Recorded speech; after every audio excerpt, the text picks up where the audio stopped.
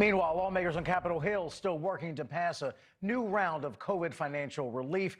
And tonight, we know there are two different bills now on the table. News Nation correspondent Joe Khalil has details from Washington, D.C. Hey, Joe.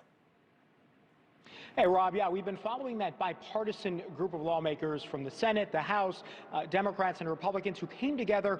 Unfortunately, their bill that they had a lot of hope in to restart negotiations last week didn't get the traction that they were hoping it would get. The leaders in both parties didn't bring it up for a vote. So what that group did today was essentially say, all right, let's split this bill up into two different bills. And the first part is going to be everything that we agree on. And then the second part is going to be things that we cannot yet agree on, with the idea, not reinventing the wheel here, but just being that, look, there is a lot here that we all think is going to be good for the American public.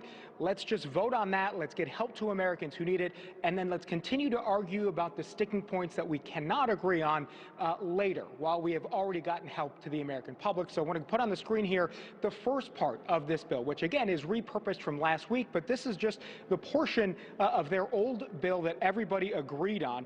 And this is unemployment benefits that are going to be extended another 16 weeks. Workers that were getting that $600 bonus before are now going to be getting $300 in additional unemployment benefits. They've also added $300 billion more into the Paycheck Protection Program. It's that program that's supposed to help small businesses stay afloat.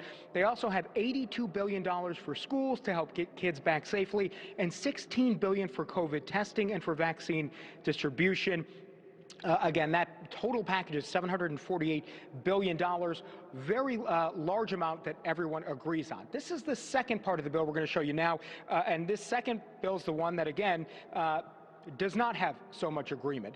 This would be $160 billion for struggling state and local governments nationwide. That is something that Democrats have been pushing for, that Republicans have been opposed to. At the same time, this bill would also give businesses and corporations protections against lawsuits if workers have to go back to work and they end up getting COVID. That is something that Republicans had been pushing for, that Democrats are not okay with. So they're going to keep arguing about that. They're trying to propose both bills, but again, likely that they see some traction on that first one where there's large, widespread agreement. I want to show you some of the things that lawmakers have been saying about these pieces of legislation, really addressing the urgency of the moment.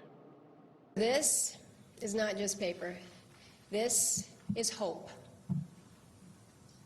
That stack of paper, that compilation of ideas and concerns and the hopes and the fears of people all across the country.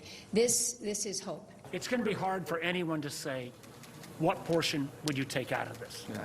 Who do you want to leave behind? Food banks, unemployed, not deliver broadband, not help small business?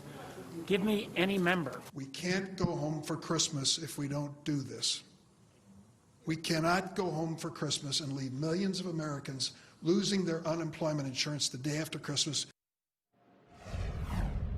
So they're going to need support from congressional leaders, Speaker Pelosi and Mitch McConnell. And I thought it was telling, by the way, that a lot of the lawmakers that came out and spoke today said that it was remarkable.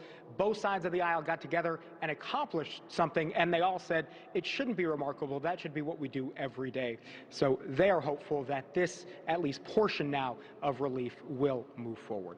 Reporting live tonight from the Capitol, Joe Khalil, News Nation. All right, Joe, thank you.